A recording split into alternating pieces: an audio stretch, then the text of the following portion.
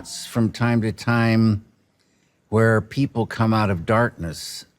And I love that. I love seeing just black, miles and miles of black. And then from it comes something, and it keeps coming forward and reveals itself. It's very beautiful. So people coming out of darkness visually is beautiful, but the idea of coming out of darkness is really what life is about. So it's something to think about. I have this thing about darkness. You know, if there's part of the frame that's really dark, again, it's like room to dream. You don't know what is back there. If you see everything, it's more safe. It is the unknown, this darkness, things coming out of the darkness. Herb Cardwell started the lighting. This world of Eraserhead had to have a certain feel, sort of back in time, other world. And Herb lit mostly with these little inkies, many little lights, little pools of light.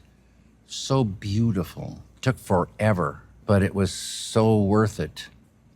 In the lovemaking scene, we first lit it with the inkies, and then the mood was totally wrong. So we reshot that with soft light, but still really dark, but soft light where they just sort of glowed in the darkness. It was so beautiful. It was magical. In black and white, they say, is much harder to light than color because you have to separate things. Colors separate automatically, but you get a pair of black pants against a black dresser, like we saw many times in Eraserhead, you got to rim light those pants so they just blend right. It looks like it doesn't have any legs. It's tricky business. Every move is plotted out. All the lights are set. And with Jack Nance playing Henry, it was like choreographed, you know, down to the nth. Jack loved doing this, you know, just to know every single little move. And it was so good, Herb could just, you know, dial in the lights to catch this and let this go into darkness and come out and get this. It was very beautiful, very, very beautiful.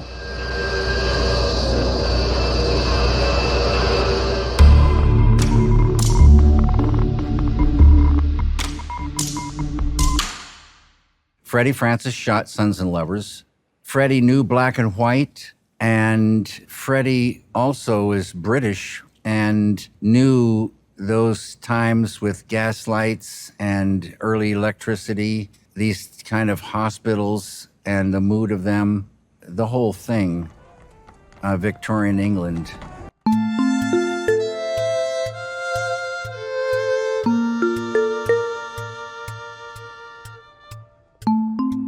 So this was the beginning of the Industrial Revolution, and smoke, smokestacks, machines, all these things were coming into being. And so they had to be in the world of the Elephant Man. Philadelphia is my greatest influence. And all the architecture I fell in love with. I fell in love with the smokestack industry. Smoke and fire, all the noise, the machinery, the steel, the houses they lived in, the imagined life. It just was thrilling to me. That all came out of Philadelphia.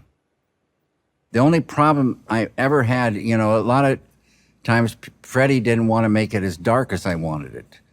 And he would always say, Lynch wants it so dark you can't see it. But that's not true. There's a mood. And also London, you know, in those days, you know, they say the fog and smog, you know, was so thick. You know, you want that kind of feel everywhere. And a lot of times really, really dark and a mood, especially at night.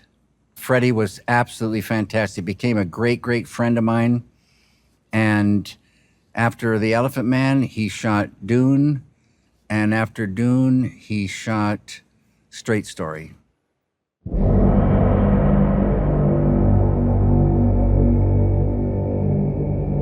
the play on the stage was shot many different angles. So all the pieces were there, but, you know, the play, if it had just been shot straight, was, you know, even though it was a nice play, it was quite boring. And this is seen through the eyes of, you know, John Merrick, and it's magical to him. It had to feel much more magical than just a live thing.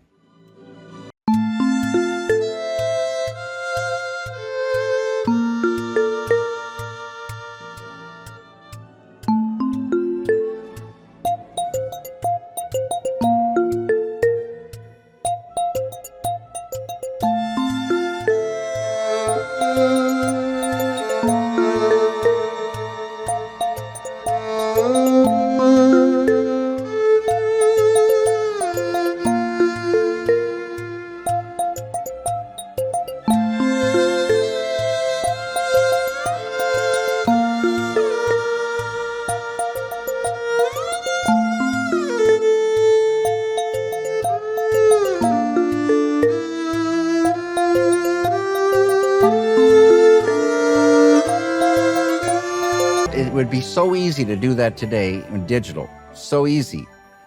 But then it was so difficult.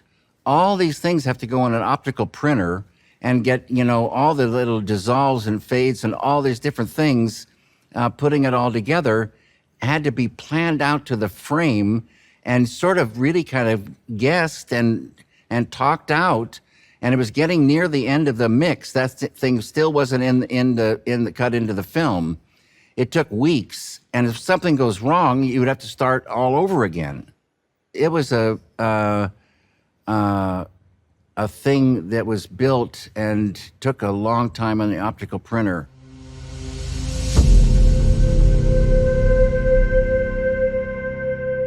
In Eraserhead, I would do these little storyboards and kind of work things out for myself and show them to Herb or Fred. But mainly I just like drawing them. And I would change them sometimes too. But I always say, you know, like, again, common sense for special effects shots or things involving lots of things that need to come together, everybody needs to know.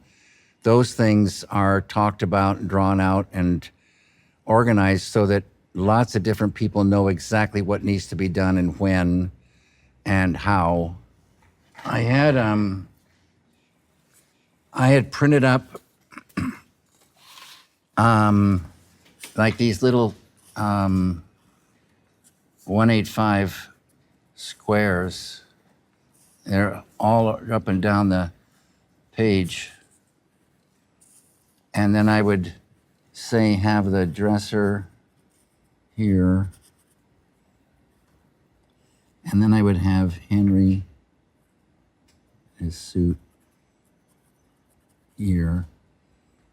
And I'd have the box on the wall here and a plant here. And maybe he would be reaching out to get something. So it'd be like that. Yeah, they were a little bit bigger than that, and I was using a pen rather than a marker. So they were a little bit better detail. And Henry, the thing about the widescreen, pretty widescreen, is Henry's hair is tall. So I would, you know, have to, you know, his hair would probably go out of frame. Like that. And I'd go along, you know, do the sequence.